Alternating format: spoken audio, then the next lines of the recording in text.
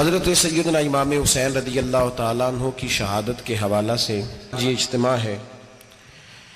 امت مسلمہ کچھ آزمائشوں کا شکار ہے، کچھ ہمارے ذہن اس طرح کے ہو گئے، عام آدمی سے لے کر بڑے آدمی تک کہ کوئی بات بڑی جلدی ہمارا ذہن قبول ہی نہیں کرتا۔ کسی دوسرے کی طرف جانا یا کوئی اور بات کرنا یہ تو بڑی لمبی بات ہے، عام جو سادی باتیں ہیں وہ بھی ہمارے ذہن مشکل سے قبول کرتے ہیں، چونکہ شکوک اتنے ڈال دیے گئے ہیں، شک اتنا پیدا کر دیا گیا ہے، تفریق اتنی ہے، بدگمانی اتنی ہے، بری سوچ اتنی زیادہ ہے، بڑی مشکل ہے لوگوں کا کچھ چیزوں کو قبول کرنا۔ ہم لوگ جو ڈیوٹی کرتے رہتے ہیں تھوڑی تھوڑی، تو ہم اصل میں اذان دیتے ہیں، صرف اذان دیتے ہیں کہ چلو بتا دے لوگوں کو کہ نماز کا وقت ہو گیا ہے، باقی اس سے زیادہ ہم اپنی حیثیت نہیں سمجھتے۔ اذان دینا ذمہ داری ہے، تو اللہ تعالیٰ جب تک موقع دے گا اذان ہوتی رہے گی۔ کچھ لوگ صحابہ کے بارے میں کمزور جملے بولتے ہیں، غلط باتیں کرتے ہیں، کچھ اہل بیت نبوت کے بارے میں غلط باتیں کرتے ہیں، یہ صرف سنی ہے جو حق چار یار کا نعرہ بھی کھل کے لگاتا ہے، اور یہ نعرہ حیدری یا علی بھی کھل کے لگاتا ہے۔ یہ اللہ نے صرف ہمیں مقام، وہ الگ بات ہے کہ ہم لوگ سننے کو تیار نہیں، سمجھنے کو تیار نہیں کہ اللہ نے ہمیں مرتبہ کتنا عطا فرمایا ہے۔ یہ صرف ہماری امام حسین کی شہادت کا کچھ تھوڑا سا پس منظر۔ شہادت ہمارے ہاں بیان ہوتی ہے اس انداز میں کہ لگتا ہے کہ کسی مظلوم بندے کو کسی نے پکڑا ہوا تھا تو وہ سارے اسے مار رہے تھے اور وہ منتیں کر رہا تھا کہ مجھے نہ مارو، اتنی ہائے ہائے کی جاتی ہے کہ محسوس ہوتا ہے کہ امام علی مقام بڑے پریشان تھے کہ کسی طریقے سے، اور ان کا خاندان بڑا تکلیف میں تھا کہ جلدی کہیں کربلا سے نکل جائیں۔ حالانکہ اس دھرتی پہ، اس کائنات پہ صبر، شجاعت، استقامت اور حوصلہ جس سے کائنات سیکھے گی وہ صرف امام حسین ہی ہے۔ اتنے بڑے صابر آدمی کے بارے میں اس طرح کا رویہ اختیار کرنا کہ وہ تو گویا اس طرح کر رہے تھے کہ بس کسی طریقے سے میری تو یہ امام حسین کی مظلومیت سنا کے لوگوں کو اس طرح کا کر دیا جاتا ہے، یہ انداز بتایا جاتا ہے کہ شاید واقعہ کربلا رونے دھونے کا نام ہے، حالانکہ بات یہ نہیں ہے۔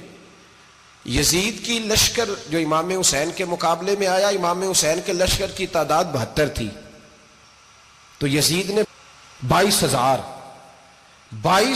آدمی، مجھے بتائیے 72 کا 22,000 سے کو مقابلہ ہوتا ہے؟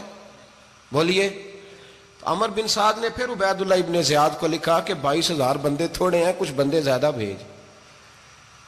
تو عمر بن سعد کو عبید اللہ ابن زیاد کہنے لگے کہ تو پاگل تو نہیں ہو گیا، 72 کے لشکر کا 22,000 بھیجا، اور کتنا بھیجوں؟ تو اس نے کہا تمہیں یہ نہیں پتا یہ لوگ کون ہیں؟ یہ مولا علی شیر خدا کی اولاد ہے، ان میں ایک ایک شخص ایسا ہے جو 1,000 کے مقابلے میں لڑنا جانتا ہے۔ تو یہاں کمزوری دکھائی جاتی ہے، ہمارے بچے سمجھنے لگے ہیں کہ یہ شاید کوئی ایسی داستان ہے، اور اس طرح کا ماحول ٹی وی پہ میں دیکھ رہا تھا، اس طرح کا ماحول بنایا جاتا ہے جیسے کوئی خوف ہے، یعنی واقع کربلا کوئی ایسا واقعہ جسے دیکھ کے خوف طاری ہو جائے، بچے راتوں کو ڈرے، وہ اکیلے درخت دکھائے جا رہے ہیں اور تیر دکھائے جا رہے ہیں۔ او یار کیا قوم کی تربیت کر رہے ہیں؟ واقع کربلا حوصلے کا نام ہے، دلیری کا نام ہے۔ سنیں بات اصل میں کیا تھی، بڑے ٹھنڈے دماغ سے میری بات کو سمجھیے گا۔ حضرت مولا علی شیر خدا کے بعد مسلمانوں کے متفقہ امیر بنے تھے حضرت امیر معاویہ۔ انہیں امیر کس نے بنایا تھا؟ امام حسن نے، حضرت علی کے بڑے صاحبزادے۔ حضرت امام حسن نے ان سے صلح کی، انہیں خلافت دی، اور صحیح بخاری میں نبی پاک نے فرمایا تھا میرا بیٹا حسن سردار ہے، جب مسلمانوں کی جماعتوں میں لہو بہ جائے گا تو حسن ان کی صلح کرا دے گا۔ وہ صلح امام حسن نے کرائی، جناب امیر معاویہ امیر بن گئے۔ حضرت امیر معاویہ رضی اللہ تعالیٰ عنہ بڑا پیار کرتے تھے نبی پاک سے، بڑا احترام کرتے تھے حضور کے خاندان کا۔ ان کی جو اجتہادی خطائیں ہیں وہ اپنی جگہ پہ موجود ہیں، چونکہ امام حسن نے ان سے صلح کر لی، لہذا ہم بھی ان کے بارے میں کوئی جملہ کہنے کے مجاز، ہماری مجبوری امام حسن ہے، اس لیے کہ جسے امام حسن صحیح کہے پھر امام حسن کے ماننے والے کو اسے غلط نہیں کہنا چاہیے۔ حضرت امیر معاویہ رضی اللہ تعالیٰ عنہ کا جب وصال ہوا تو حضرت امام حسن پہلے ہی ان سے وصال کر گئے، آپ کو زہر دے دیا کہ آپ شہید ہو گئے۔ امام حسین موجود تھے تو یزید کے بارے میں لوگوں نے کہا جناب امیر معاویہ سے کہ یہ ٹھیک ہے، مناسب ہے، اور بہادر ہے، دلیر ہے. وہ جو ہوتے ہیں نا خوشامدی ٹولہ، ہمارے ملک میں جو اچھی خوشامد کرے اسے اچھی وزارت ملتی ہے، اچھی وزارت اسے دیتے ہیں. جو ذرا صحیح بدتمیز بھی ہو اور صحیح وکالت کرنے والا اسے وزارت صحیح دیتے ہیں. تو حضرت امیر معاویہ کے گرد بھی کچھ ایسے لوگ تھے، انہوں نے آپ سے کہا کہ یزید کو نامزد کر دیں. تو آپ نے یزید کو بلایا، حوالہ مجھ سے دیکھ لیجئے گا، بلا کے فرمایا کہ 3 بندوں کے سامنے اپنی خلافت پیش کرنا، اگر وہ تجھے مان جائیں تو امیر بن جانا، نہ مانے تو چپ کر کے گھر بیٹھ جانا.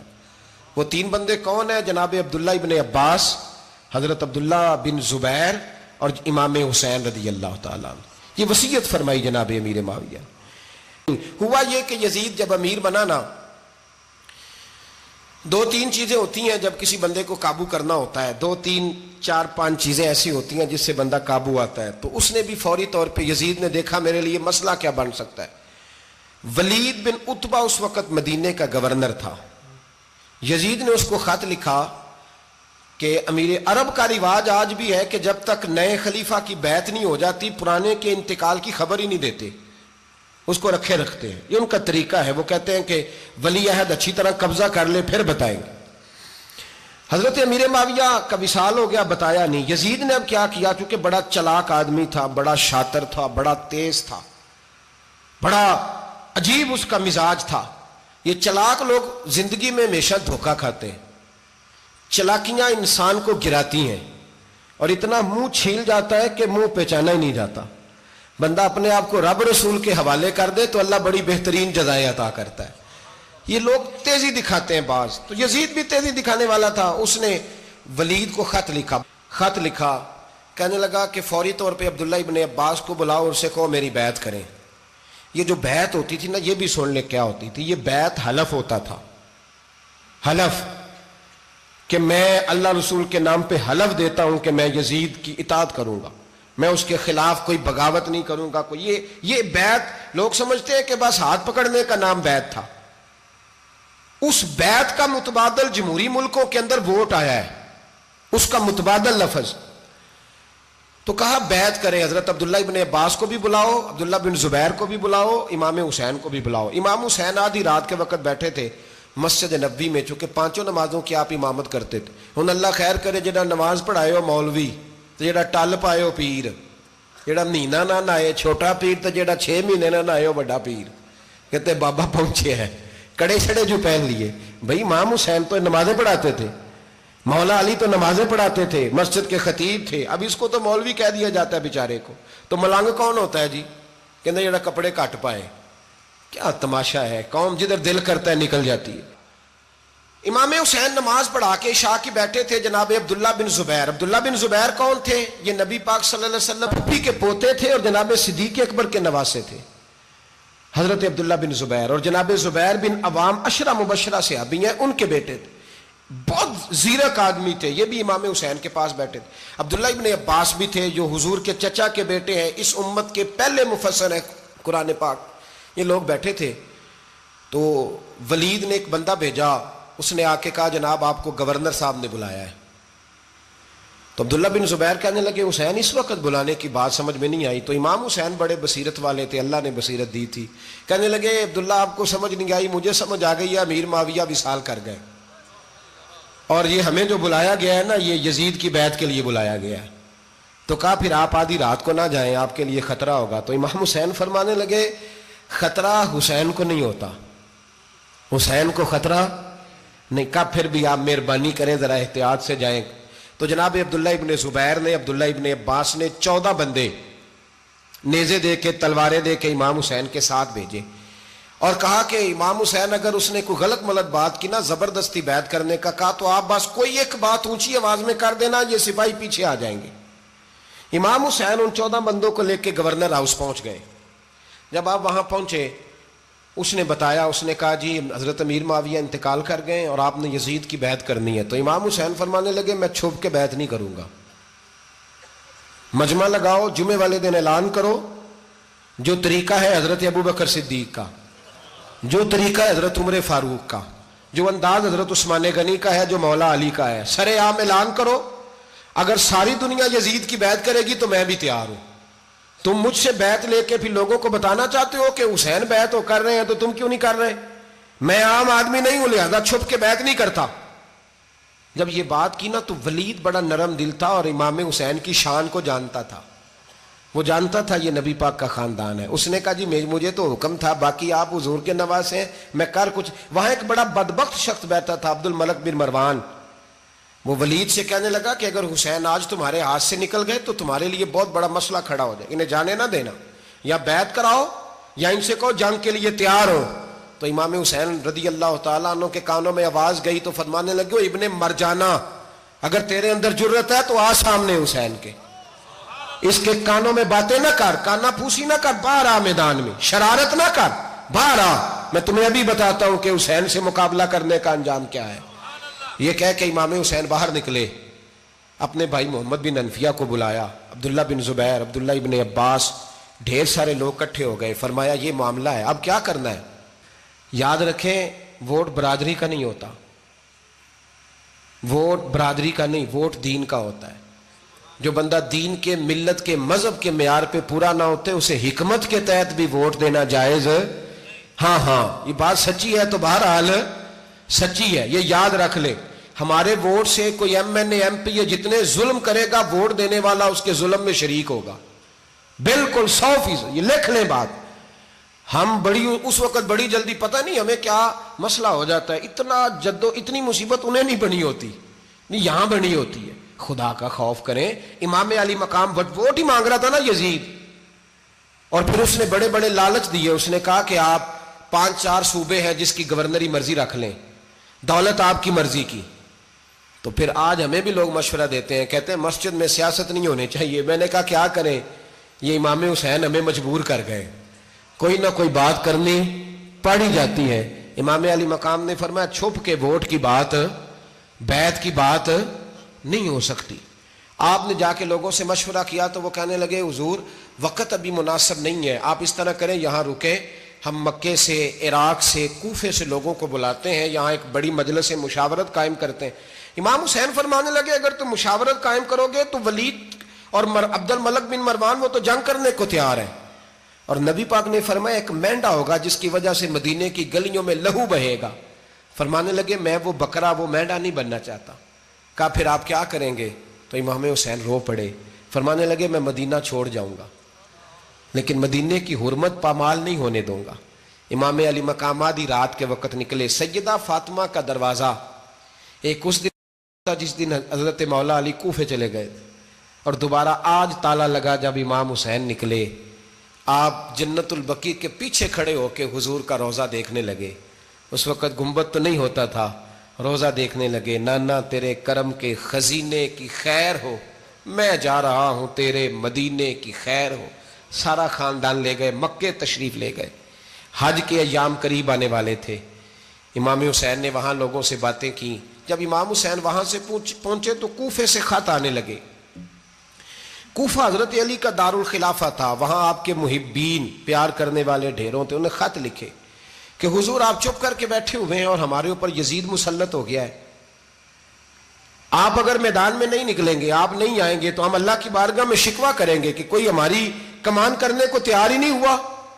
اور وہ خط 1 2 3 نہیں آئے، وہ خط اتنے تھے کہ 3 بوریوں میں بھرے تھے امام حسین نے، 3 بوریوں میں. اب مجبوری ہو جاتی ہے، حق کے لیے کئی دفعہ بات کرنا مجبوری ہوتی ہے. اگر نہیں کرے گا تو پھر اس کو بھی قبر میں جواب دینا پڑے گا. امام علی مقام رضی اللہ تعالیٰ عنہ نے مکے میں اب لوگوں کو جمع کیا مشورے کے لیے. ہر بندے نے کہا حضور وہ بلا تو رہے ہیں پر اپنے وعدوں کے پکے بڑے کم لوگ ہوتے ہیں، بڑے کم لوگ. جسے زندگی ہو پیاری وہ یہیں سے لوٹ جائے. میرے قافلے میں شامل کوئی کم ظرف نہیں ہے. بڑے کم لوگ ہوتے ہیں جو ارادوں کے، وعدوں کے، ہمیشہ ساتھ چلنے کے پکے ہوتے ہیں. ورنہ بڑے لوگوں کو گرمی لگنے لگتی ہے، بڑے لوگوں کی مشکلات آتی ہیں، بڑے لوگ ایسے ہوتے ہیں جن کی مجبوریاں بن جاتی. کہا حضور وہ پکے نہیں، آپ نہ جائیں. ہر بندے نے کہا حالات ٹھیک نہیں، حالات گراؤنڈ ریالٹی صحیح نہیں. یہی مشورہ آج بھی ہر بندہ دیتا ہے، ابھی حالات نہیں. اتنے خراب حالات کبھی نہیں ہوئے تھے جتنے امام حسین کے دور میں تھے. لیکن فرمایا میں دین کے خلاف غلط حکمران کو مسلط ہونے کی اجازت غلط حکمران کو مسلط ہونے کی اجازت مزاحمت کروں گا، مخالفت کروں گا۔ امام کہنے لگے کوئی بات نہیں، وہ میرے ساتھ چلے نہ چلے لیکن میں کوفے جاؤں گا، وہ لوگ میرے ساتھ کھڑا ہونے کو تیار ہے تو وہ جھوٹ ہے یا سچ ہے پر میں چلوں گا۔ جب امام علی مقام نے اصرار فرمایا تو جو آپ کے قریبی صحابہ کرام کی اولادیں تھی ساری، یہ بھی اب بیماری ہے، کچھ لوگ کہتے ہیں جی صحابہ نہیں ساتھ چلے، تو میں کہتا ہوں اہل بیت نبوت کے تو کل افراد 21 تھے، تو 72 میں باقی اولادیں کس کی تھی؟ وہ ساری صحابہ کی اولادیں تھیں، وہ سارے۔ پتہ نہیں کیوں اس طرح کا فلسفہ بیان کیا جاتا ہے جس میں حالات خراب ہو۔ حضرت سیدنا امام علی مقام کو جب بہت زیادہ کہا گیا نا تو امام حسین رضی اللہ تعالیٰ انہوں نے فرمایا چلو میں ایک کام کرتا ہوں، مسلم بن عقیل کو بھیجتا ہوں، حضرت علی کے بھتیجے ہیں، امام حسین رضی اللہ تعالیٰ عنہ کے چچا کے بیٹے ہیں، حضرت عقیل کے صاحبزادے مسلم بن عقیل بڑے سمجھدار آدمی تھے، معاملہ فہم تھے، بڑے جری تھے، اتنا زبردست مشورہ کم لوگ دیتے ہیں جتنا حضرت مسلم بن عقیل دیتے تھے۔ ان کو بھیجا گیا کوفے۔ اب اس میں بڑی تفصیل ہے، وہ اپنے 2 بچے بھی لے گئے۔ جب وہ کوفے پہنچے نا تو کوفے پر جناب نعمان بن بشیر کی حکومت تھی، آپ گورنر تھے اور اہل بیت سے بڑی عقیدت رکھنے والے، نرم رویہ۔ عبید اللہ ابن زیاد کوفے کا گورنر نہیں تھا، یہ کسی اور علاقے کا تھا۔ جب آپ وہاں پہنچے تو نعمان بن بشیر نے دیکھا کہ حضرت مسلم بن عقیل آئے ہیں تو لوگ دوڑے ان کی بیعت کرنے، بھاگے، اتنے لوگ جمع ہوئے کہ ایک دن میں 17,000 آدمی نے بیعت کر لی۔ تو تمہیں پتہ ہے نا جڑا الیکشن لڑتا ہوتا ہے راتی جیت کے سوندا ہے، وہ فاتح ہوتا ہے، ہر روز جیتتا ہے، پتہ اسی دن چلتا ہے جس دن الیکشن کا ریزلٹ اناؤنس ہوتا ہے۔ 17,000 آدمی ایک دن آیا۔ اب وہ جو امام مسلم بن عقیل کے وہاں نعرے لگانے والے تھے کہنے لگے حضور یہ پہلے دن کی کارکردگی ہے، 2-4 دن میں دیکھیے کیا ہوتا ہے۔ 2-4 دن میں کیا ہوا؟ 40,000 آدمی نے بیعت کر لی۔ اب وہ 40,000 بندہ تیار ہو گیا۔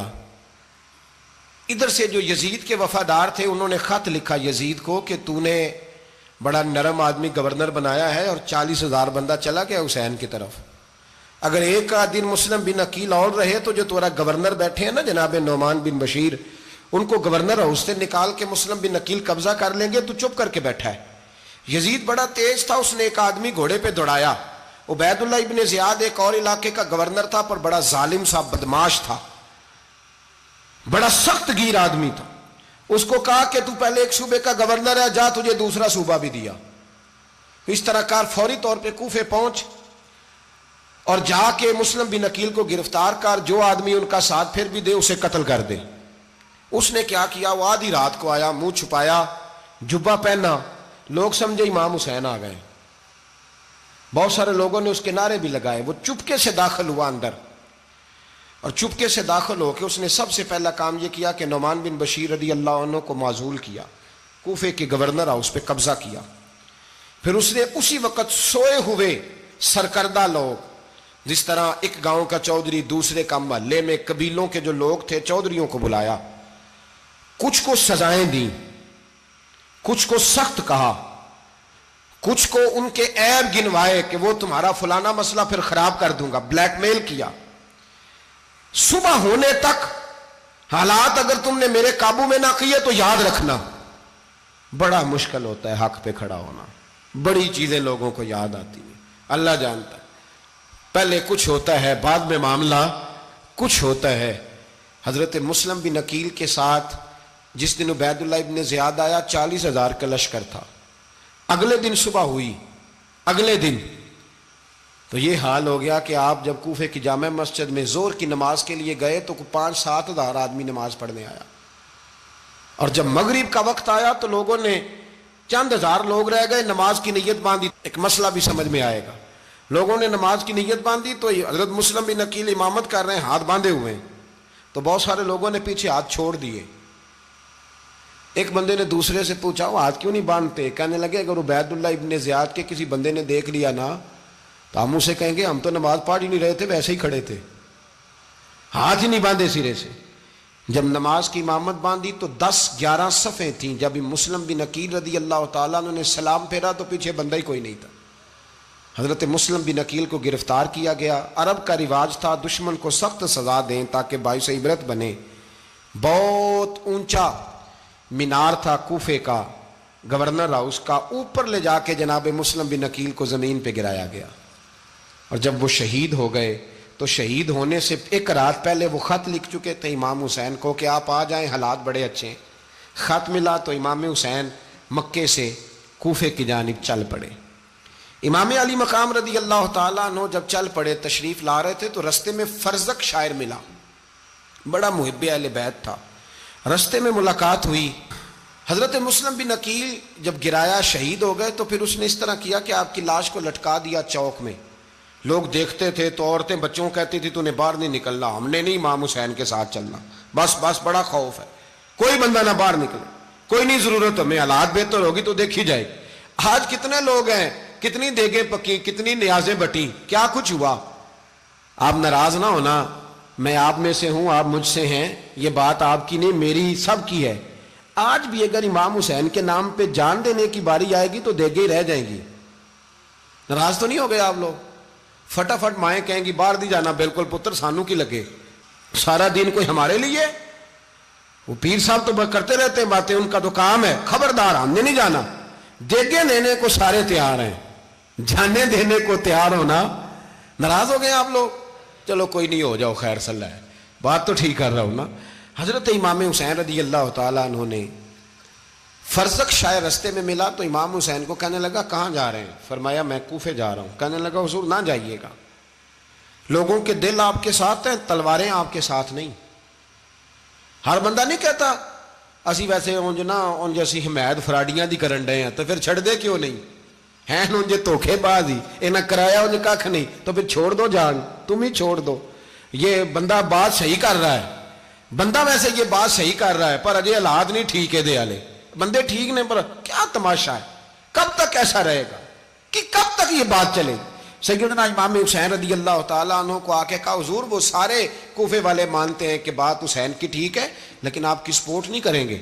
और अगली बात फर्जक ने यह की कि हुजूर मैं हजरत मुस्लिम बिन अकील की लाश को लटकी हुई देख के आया हूं कूफे के चौक में। बड़ा ही खूबसूरत फिक्रा है इमाम हुसैन का।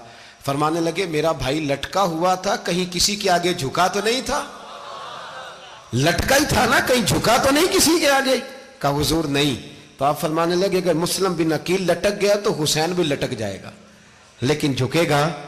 हजरत इमाम हुसैन तशरीफ लाए, बच्चों समेत आए। हुर बिन यजीद एक शख्स था, हुर बिन यजीद नाम याद रखना। हुर बिन यजीद एक मुख्तसर सा लश्कर लेके उसने इमाम हुसैन को एक जगह पे रोका, फिर दूसरी जगह पे रोका, बिल आकर तीसरी जगह पे रोका। तो इमाम हुसैन ने फरमाया जगह कौन सी है? कहा हुजूर करब व बला। फरमाया बस यही खैमे लगा दो, यही। हजरत सैयदा ज़ैनब ने पूछा इमाम हुसैन से कि सारे जमाने ने रोका है, ठीक है आप हक पे हैं, ये भी सब ने कहा आप हक पे हैं, पर रोका भी सब ने, आप रोके क्यों नहीं? तो इब्ने कसीर और इब्ने असीर लिखते हैं कि इमाम हुसैन रो पड़े, कहने लगे बहन मैं रुक जाता, पर मैंने रात को नाना मुस्तफ़ा को ख्वाब में देखा है। तो हुजूर ने फरमाया हुसैन अगर आज ये रिवाज पड़ गया ना यजीद जैसे लोगों का, तो कयामत तक पड़ा रहेगा। फिर लोग कहेंगे कोई निकला नहीं था तो हमें भी निकलना, फिर लोग जालिमों के सामने गर्दनें झुकाने के आदी हो जाए। मैं कहता रहता हूं, कह रहा हूं, करबला की जंग कुफर इस्लाम की जंग नहीं, कुफर इस्लाम की जंग नहीं करबला की, क्योंकि यजीद तो बड़ा पक्का नमाजी था, खुतबा देता था। वो तो जब इमाम हुसैन रदी अल्लाह ताला अन्हु ने करबला के मैदान में जुमे का दिन था तो यजीद के सामने को बात करनी शुरू की, अमर बिन साद के सामने। तो अमर बिन साद कहने लगा हुसैन ज्यादा बातें ना कर, हमारा जुमा लेट हो रहा है, जंग के लिए तैयार हो, फटाफट आ।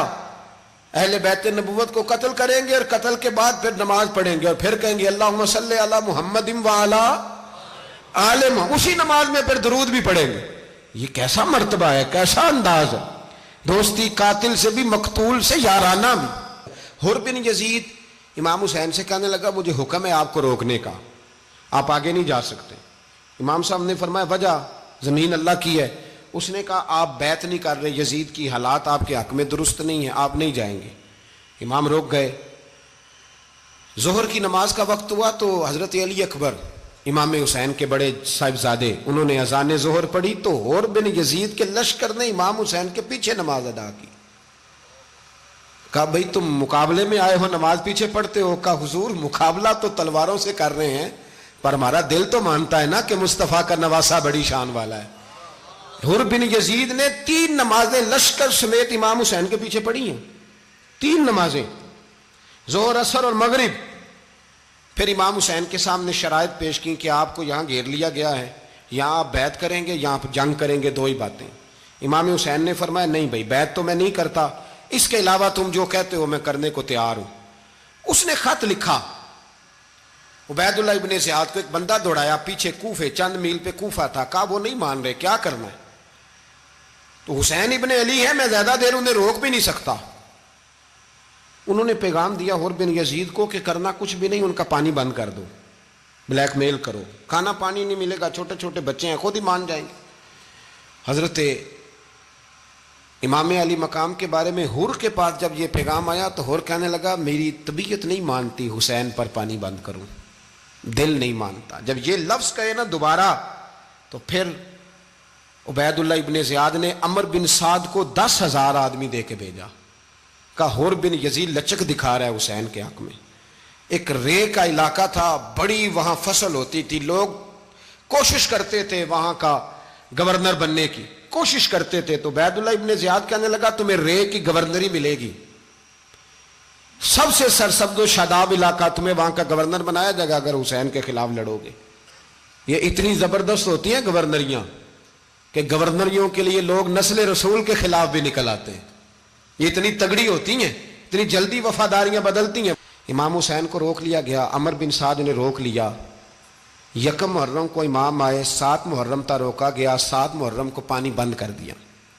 جانور پانی پیتے تھے، گھوڑے پیتے تھے، کتے پیتے تھے، لیکن مصطفیٰ کے گھرانے کو پانی پینے کی اجازت، 3 دن تک پانی بند رہا۔ 9 محرم کو عمر بن سعد نے اور لوگ بلائے۔ شمر ایک بڑا سخت آدمی تھا، سنگ دل بدبخت، جس نے حضرت علی اصغر کے گلے پر تیر مارا تھا، وہ اور لشکر لے کے آیا۔ رات کو کہنے لگا امام حسین رضی اللہ تعالیٰ عنہ سے کہ بس بڑا ہو گیا، یہ 9-10 محرم کی درمیانی رات، یہاں آپ جنگ کریں گے یا آپ بیعت کریں گے، 2 ہی باتیں۔ امام حسین اندر گئے، سیدہ زینب سے مشورہ کیا، باہر آئے، فرمایا بات وہی ہے جو پہلے دن والی ہے۔ او بھائی بچے ساتھ ہو، صحرا کا علاقہ ہو، تپتی ہوئی ریت ہو، اتنے کٹھن اور سخت حالات، چاروں جانب موت ہی موت، دور دور تک اپنوں کا نام و نشان کوئی نہیں، اور اکیلے فیصلہ کرنے والے امام حسین، باقی سارے بچے ہیں یا عورتیں، سارے بڑے اکیلے۔ امام حسین رضی اللہ تعالیٰ عنہ نے فرمایا بھائی بیعت تو میں نہیں کرتا، باقی جو تمہارا پروگرام ہے۔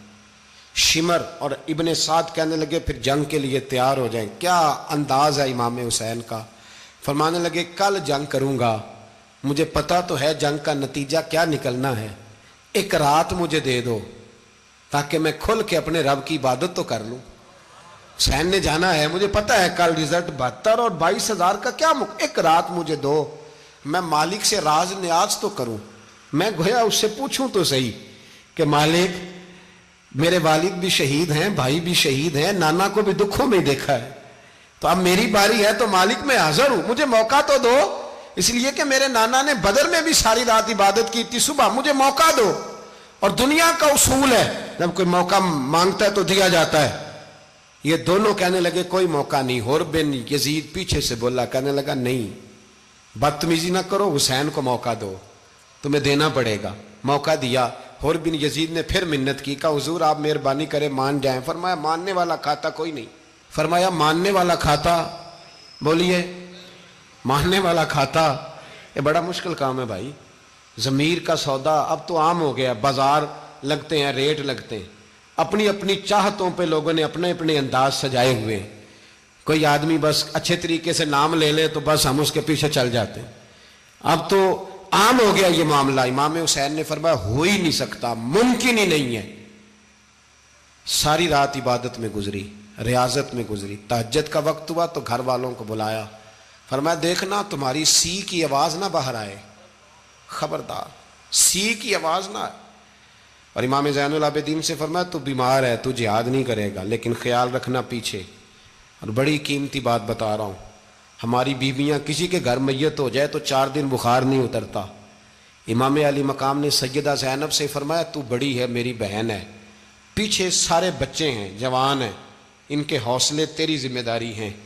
صبح جنگ کا طبل بجنے لگا، فجر کی نماز پڑھی، سورج چڑھا، 10 محرم کا دن، جمعے کا وقت، جناب سیدنا امام حسین رضی اللہ تعالیٰ عنہ نے ریت پر سجدے کیے، لمبے سجدے، لمبی نماز، سورۃ الشمس کی آیات دوسری رکعت میں پڑھی تو سارا کربلا گونجنے لگا۔ کیا انداز تکلم تھا امام علی مقام کا۔ نماز مکمل ہوئی تو حور بن یزید، عمر بن سعد اور شیمر سے کہنے لگے واقعی حسین سے لڑو گے؟ پتہ نہیں کون ہے۔ قل لا اسألکم علیہ اجرا، تم نے نہیں پڑھا؟ الا المودۃ فی القربى، تمہاری آنکھیں بند ہیں۔ الحسن والحسین سید الشباب اہل جنہ، تمہیں نہیں پتا؟ کہنے لگا چپ کر، حکومت نظر آ رہی ہے۔ اور بن یزید کہنے لگے پھر میرا بھی فیصلہ سنو، مجھے حکومت نہیں چاہیے، مجھے جنت چاہیے۔ حکومت نہیں چاہیے۔ امام حسین کی پہلی فتح دیکھیں، اور بن یزید ایڑی لگا کے نا یزید کے لشکر سے نکل کے امام حسین کے لشکر میں شامل ہو گیا، اور پہلا شخص جس نے امام حسین کو روکا، امام حسین کے نام پر پہلا سر بھی اسی شخص نے کٹایا ہے۔ لیکن یزید کی قبر پہ لعنت بھی کوئی نہیں برساتا، اس کا محل تھا بہت بڑا، لیکن جب لوگ کربلا میں امام حسین کو سلام کرنے جاتے ہیں تو قدموں میں حور بن یزید کا مزار بھی بنا ہوا ہے، اس کو بھی سلامی دی جاتی ہے۔ اور اب ہم اکیلا حور بن یزید نہیں کہتے، ہم کہتے ہیں حور بن یزید رضی اللہ تعالیٰ۔ اب ہم اتنی تعظیم کرتے ہیں اس حور کی۔ جناب امام حسین کو میدان میں کھڑا کیا گیا، جہاد کا طبل بجا، پہلے خدام آئے، اور سن لو آج وہ پتہ نہیں بازاری سے لوگ چڑھ گئے اسٹیجوں پہ، بازاری سے، نہ چہرے پہ داڑھی ہے، نہ سر پہ کوئی کپڑا ہے، بازاری لوگ ہیں، بھاگ رہے ہیں، بازو چڑھائے ہوئے ہیں، بٹن کھولے ہوئے ہیں، تماشا بنا دیا۔ سننے والوں کا بھی اللہ ہی حافظ ہے، وہ سٹیج پہ یہ اہل بیت کی شان بیان کرتا ہے، بھاگ کے ادھر جاتا ہے، یہ کوئی طریقہ ہے؟ سننے والوں کا بھی عجیب انداز ہے، ہر بندے کو سننے بیٹھ جاتے ہیں۔ دین مہذب ہے، تہذیب والا ہے، دلائل رکھتا ہے، دین وقار رکھتا ہے، ایسے لوگ اب دین بیان کریں گے؟ حضرت سیدنا امام حسین رضی اللہ تعالیٰ عنہ صبح جب جہاد کا وقت آیا، پتہ ہے کون کون تھے کربلا میں؟ امام حسین کے ساتھ امام حسین کے 4 بھائی تھے کربلا میں۔ کتنے؟ بول کے بتائیں۔ حضرت علی کے 4 بیٹے، عباس بن علی، جن کو حضرت عباس کہا جاتا ہے نا، علمدار، یہ حضرت علی کی دوسری زوجہ میں سے عباس بن علی بھی تھے، اور ابو بکر بن علی بھی تھے، عمر بن علی بھی تھے، عثمان بن، یہ حضرت علی کے بچوں کے نام ہیں۔ یہ آپ کے شہزادے امام حسین کے ساتھ شہید ہوئے، ان کا نام صرف اس لیے نہیں لیا جاتا کہ ان کا نام خلفائے ثلاثہ کے نام پہ، حضرت علی نے اپنے یاروں کے نام پہ رکھا ہے، تو تم نے کربلا کے میدان سے خارج کر دیا۔ یہ تینوں شہزادے حضرت جناب سیدنا امام حسین کے ساتھ تھے، یہ بھی شہید ہوئے۔ حضرت جناب زینب امام حسین کی سگی بہن ہے، ان کے 2 بچے تھے، اون و محمد۔ جب امام حسین میدان میں جانے لگے تو جناب زینب بچوں سے کہنے لگی نہ، پہلے بھائی نہیں جائے گا، پہلے بھانجے جائیں گے۔ 2 بچے شہید ہوئے۔ حضرت قاسم بن حسن امام حسن کے بیٹے تھے، وہ جب میدان میں جانے لگے تو امام حسین نے کہا نہیں بھائی تو نہیں جائے گا، تو میرے بھائی کی نشانی ہے، میں جاؤں گا۔ تو حضرت قاسم بن حسن نے ایک تعویذ کھول کے دیا کہ ابا جی میرے والد نے کہا تھا جب بڑی مشکل آ جائے تو تعویذ کھول کے دیکھنا، تو آج بڑی مشکل آئی ہے تو میں نے تعویذ کھولا ہے، تو یہ دیکھیں کیا لکھا ہے، یہ تو رکا ہے، تعویذ ہے ہی نہیں۔ جب کھول کے دیکھا تو اس پہ لکھا تھا قاسم اگر حسین پہ کوئی کڑا وقت آ جائے تو بیٹا کے آگے آگے رہنا، اگر کڑا وقت میرے بھائی پہ کبھی آ جائے نا، دیکھنا اس کے آگے آگے چلنا، اسے حسن کی کمی نہ محسوس ہو، پائیاں جہاں ساک نہیں کوئی جے وچ خار نہ ہوئے۔ سیدنا امام حسین پہلی دفعہ کربلا میں اس وقت روئے جب یہ رکا، آپ نے دیکھا تو فرمایا ٹھیک ہے، اگر حسن کی یہ وصیت ہے تو میں نے زندگی میں اگر ان کی ہر بات مانی ہے اب بھی مانوں گا، تمہیں اجازت ہے۔ جناب قاسم بن حسن 16 سال کا جوان جب میدان میں نکلے تو ہائے ہائے پتہ نہیں کہاں سے آ گئی ہے۔ امام قاسم بن حسن جب میدان میں نکلے تو تبری سے لے کر علامہ ابو الاسناد صاحب سب کو پڑھ کے تو دیکھو، 3 دن کی پیاس ہے، شدید آزمائش ہے، دکھ ہیں، تکلیفیں ہیں، پھر بھی پہلی دفعہ جب میدان میں گئے ہیں واپس آئے ہیں 19 لوگوں کو قتل کر کے واپس آئے ہیں۔ 19 لوگوں کو ایک بار میں حضرت ایسے ہی تماشا بنا دیا ہے۔ مظلوم تھے وہ تو رو رہے تھے، ہر مقرر یہ کہہ رہا ہے کہ وہ تو بار بار کہ ابا پانی مل جائے، پانی آ جائے، ترس گئے۔ خدا کا خوف کرو، یہ دلیر لوگ تھے، ان کی باتیں آج بھی پڑھ کے دلیری پیدا ہوتی ہے، دلیری پیدا ہوتی ہے، دلیری۔ سناؤ قصہ خیبر کو تمامی اپنے بچوں کو، علی کی داستان سن کے دلوں سے ڈر نکلتا ہے، علی کی داستان سن کے دلوں سے، یہ جو بچے ڈر رہے ہیں نا، وہ چمگادڑ آ گئی، کاکروچ آ گیا، یہ خوف نکل جائے گا اگر حضرت قاسم بن حسن کی بات سنیں گے۔ درجنوں لوگ آپ نے قتل کیے۔ ایک دفعہ آئے، کہا چاچا یزید کا لشکر تو بڑا ہی بزدل ہے، اگر چند قطرے پانی میرے حلق سے گزرے تو میں سارے کاٹ کے لے آؤں گا آپ کے پاس، چند قطرے۔ لیکن تھوڑی دیر گزری، عمر بن سعد کہنے لگا اکیلے اکیلے جاؤ گے تو علی کا پوتا ہے، یہ سب کو مار دے گا، کٹھے جاؤ۔ چاروں جانب سے تیر برسے، ایک تیر لگا آ کے گردن کے پیچھے، بس جناب سیدنا قاسم بن حسن گھوڑے سے نیچے گرے تو جناب زینب حوصلہ کر کے آنسو سمیٹ کے کہنے لگی میں دیکھ رہی ہوں پردے کے پیچھے سے حسین میرے بھائی کا بیٹا گر گیا ہے، جا اسے اٹھا کے لا۔ حضرت امام حسین ان کو اٹھا کے لائے تو امام حسین نے سینے سے لگایا ہوا تھا تو ان کے پیر، ان کا قد لگتا تھا امام حسین سے زیادہ ہے، اٹھا کے لایا، لٹا دیا گیا۔ امام حسین کے اپنے بڑے بیٹے میدان میں نکلنے کو، علی اکبر نام ہے، جب جن لوگوں نے حضور کو نہیں دیکھا تھا وہ جب کہتے نا ہم نے نبی پاک کا دیدار نہیں کیا تو بتاؤ کس طرح کے تھے، تو بتایا جاتا تھا کہ جناب علی اکبر کا دیدار کرو، ہم شبیہ مصطفیٰ۔ اور جب وہ گلیوں میں نکلتے تھے تو عورتیں چھتوں پہ چڑھ جاتی تھیں۔ جناب علی اکبر رضی اللہ تعالیٰ عنہ تلوار لے کے میدان میں نکلے، جوان بیٹے دینے بڑے مشکل۔ او یارو رٹا کیا ہے یہ تو بتاؤ، کہ ظالم آدمی حکمران، یار یہ رٹا ہے، ایک ظالم کا رستہ روکنا ہے، اس رٹے کے لیے ہم شبیہ مصطفیٰ۔ جناب سیدنا امام علی اکبر میدان میں نکلے، بڑے لوگ مارے، بڑے، پھر ایک تیر ان کے بھی گلے میں لگا، اور جب وہ گرے نا زمین پہ تو حضرت امام حسین دوڑ کے آئے، دوڑ کے، اور جب تشریف لائے تو ان کے گلے سے تیر کھینچا تو ایک جملہ لکھا ہے صاحب تبری نے، اس نے حد کر دی، کہنے لگے تیر کھینچا تو امام حسین کی آنکھوں میں آنسو آئے، کہنے لگے کاش جناب ابراہیم آج میرے سامنے ہوتے تو میں انہیں کہتا کہ آپ نے تو بیٹا ذبح کرتے وقت آنکھوں پہ پٹی باندھی تھی، دیکھو میں کھلی آنکھوں سے بچے ذبح کر رہا ہوں، کھلی آنکھوں، کاش جناب ابراہیم خلیل ہوتے تو انہیں کہتا۔ جناب علی اکبر بھی شہید ہوئے۔ حضرت علی اصغر کو تو اچانک اٹھایا تھا امام حسین، باہر نکلے تو گردن پہ تیر لگا تو 6 مہینے کا بچہ وہ بھی شہید ہوا، خون اچھالا آسمان کی طرف تو کہا مولا دیکھ لے میں نے 6 مہینے والا بھی نہیں بچایا، وہ بھی دے دیا ہے۔ پھر حضرت عباس کو بیٹیوں نے کہا کہ اب نہ، کچھ کہتے ہیں پہلے شہید ہوئے، کچھ نے لکھا بعد میں، کہ اب ہم سے پانی کے بغیر نہیں رہا جاتا، تو جناب عباس پانی کا مشکیزہ لے کے نکلے، باہر نکلے، ایک ہاتھ کٹا، دوسرے پہ مشکیزہ وہ بھی کٹا۔ دیکھ لو میں پس منظر پہ ہوں ابھی تک، میں بتا رہا ہوں کہ جہاد کس کے خلاف تھا؟ ظالم حکمران کے خلاف، ظالم کافر کے خلاف نہیں، مشرک کے خلاف نہیں۔ حضرت امام حسین رضی اللہ تعالیٰ عنہ نے ہر جگہ ایک ہی بات کی کہ یزید شرابی ہے تو بچے کٹوا دوں گا، شرابی کو ووٹ، یہ ایک نہیں، ہر کتاب میں یہی لکھا، ہر کتاب میں، اور ہر مسلک کی کتاب۔ یزید چونکہ مجرے دیکھتا ہے، رنڈیوں کا ناچ دیکھتا ہے، بچے کٹوا دوں گا، اس کے ہاتھ میں ہاتھ۔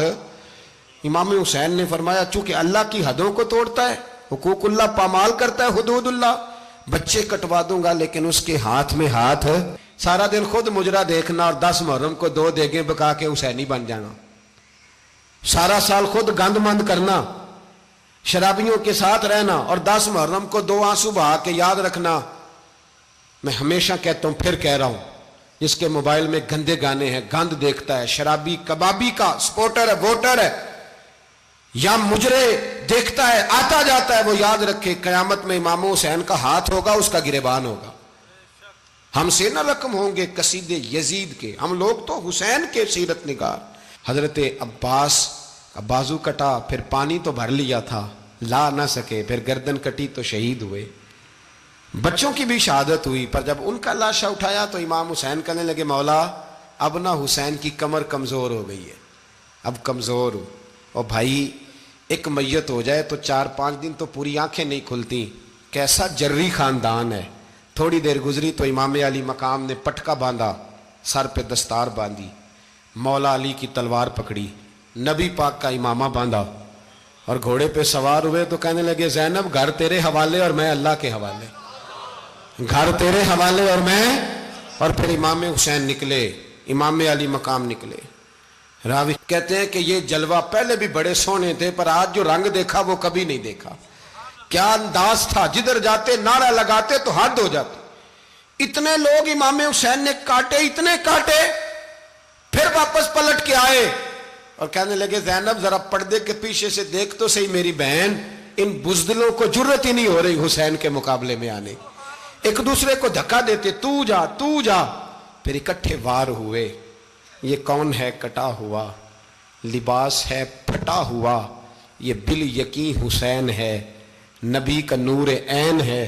پھر چاروں جانب سے تیر برسے تو امام علی مقام چونکہ نماز کا وقت ہو گیا تھا، اترے گھوڑے سے، خون بہ رہا تھا، گرم ترین ریت سے تیمم کیا، سر سجدے میں رکھا، اور جب شمر آپ کی گردن کاٹنے لگا تو کہنے لگے ٹھہر جا ذرا رب سے ایک بات کر لینے دے، اور پھر بولے امام حسین، کہنے لگے مالک تو اب بتا کہ حسین سے راضی ہے کہ ناراض ہے، تو بتا۔ تو پھر ایک آواز آئی، یا ایتھا النفس مطمئنہ ارجعی الی ربک راضیۃ مرضیہ، فرمایا نفس مطمئنہ واپس آ جا، تو اللہ سے راضی ہے، اللہ تجھ سے راضی۔ امام حسین وہاں شہید ہو گئے۔ اب یہ قافلہ امام حسین کا سر کاٹ، ذرا دیکھنا غور کرنا، سر کاٹ کے نیزے پہ رکھا ہے، جسم کربلا میں پڑا ہے، عورتوں کو گھوڑوں پہ بٹھا کے لے جایا گیا یزید کے دربار میں۔ یزید پہلے عبید اللہ ابن زیاد نے بدتمیزی کی، پھر یزید نے کی۔ سعودی عرب کا ایک مولوی بول رہا تھا، سعودی عرب کا، ان سے بھی بڑا عشق ہے، جس نے تقریر سننی ہو میرے پاس ہے۔ ہمیں لوگ مشورے دیتے ہیں کہ جو یزید کو اچھا کہے اور حسین کو باغی کہے اس کو ہم امام مان لیں، اس بے شرم بے حیا کو جو نبی پاک کے گھرانے کے بارے میں بکے اسے امام۔ سعودی عرب میں مسجد نبی میں درس دینے والا جس نے تقریر سننی ہو میرے پاس ہے، وہ کہتا ہے یزید تو بڑا اچھا آدمی تھا، اس نے تو بڑی خدمت کی، تو میں نے اسے کہا رشتہ داری کر لیا یزید کے ساتھ، قریب ہو جا۔ شرم نہیں آتی؟ آج بھی نبی پاک کا دل دکھاتے ہو، حیا نہیں آتی، خیال نہیں آتا؟ اور لوگ گھر میں بیٹھ کے باتیں کرتے ہیں، کہتے ہیں جی جو بیت اللہ میں ہو وہ بھی برا ہو سکتا ہے۔ بیت اللہ میں تو 360 بت بھی تھے، وہ اچھے تھے۔ مدینے میں تو 360 منافق بھی رہے، پوری سورہ منافقون نازل ہوئی، وہ اچھے تھے۔ عجیب تماشا بنا دیا لوگوں نے مذہب کا۔ کہتا ہے یزید نے تو بڑی خدمت، تو عبید اللہ ابن زیاد نے قتل کیا۔ بے شرمو، اگر عبید اللہ ابن زیاد نے بھی قتل کیا تھا تو حکومت کس کی تھی؟ تو پھر یزید نے عبید اللہ ابن زیاد کو سزا کیوں نہیں دی، بلکہ ایک جگہ 2 گورنریاں دی اس کو، یہ حال کیا؟ بلکہ سنو کہ یزید چھڑیاں مار رہا تھا، چھڑیاں امام حسین کے لبوں پہ، تو نعمان بن بشیر صحابی تھے، بول پڑے، کہنے لگے یزید بدبخت ہاتھ پیچھے اٹھا، مجھے اللہ کی عزت کی قسم میں نے سینکڑوں بار نبی پاک کو ان ہونٹوں کو چومتے دیکھا ہے۔ حضرت جناب زینب عورتوں کے مجمع میں پیچھے ہو کے بیٹھی ہیں، یزید کے پاس جب پہنچا لشکر تو یزید کہنے لگا دیکھو اللہ نے مجھے عزت دی اور میرے مخالفوں کا کیا حال ہوا۔ تو بی بی زینب بول پڑی، اتنے صدمے سہے پر آواز توانا ہے، جاندار ہے، جاندار۔ ہمارا کسی بندے سے جائیداد کا رٹا نہیں، ہم تو چاہتے ہیں امت اکٹھی ہو جائے، لیکن جو بندہ نبی پاک کی ماں کو دوزخی کہے، حضور کے باپ کو جہنمی کہے، یزید کو امیر المومنین کہے، اس کے ساتھ اتفاق رائے کر لیا جائے، یہ مذہب ہماری سمجھ میں نہیں آتا، بالکل نہیں آتا، قطعاً نہیں ہماری سمجھ میں آتا۔ کیسے اتحاد کر لیا جائے؟ یہاں تو میرے بھائی جو ہمارے ابا کا مخالف ہو اس سے اتحاد نہیں ہوتا، اور جو نبی پاک کے والد کو دوزخی کہے اس سے اتحاد ہو جائے۔